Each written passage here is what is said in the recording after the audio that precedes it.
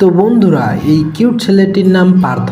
সে এখানে আলু গাছ থেকে আলু সংগ্রহ করতেছে এবং আলুগুলো ঝুড়িতে তুলতেছে। এদিকে তার বাবা ভুট্টা গাছ টাপতেছে। সে অনেকগুলো আলু ঝুড়িতে তুললো। এবার বরবটি গাছে বরবটি সংগ্রহ করলো।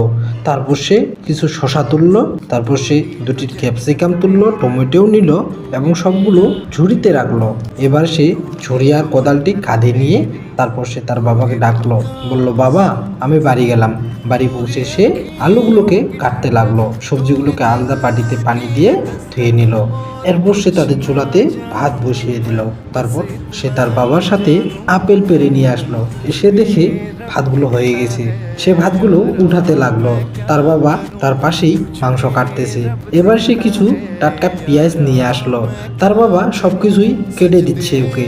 এবার সে তেল দিয়ে মাংসটিকে ভাজতে লাগলো, হালকা ভেজে নিল। এবার সে সস দিয়ে দিল এবং উপরে ভাতগুলো দিয়ে দিল। তারপর নাড়তে শুরু করলো। শেষে মশলা ও হালকা পানি দিয়ে দিল।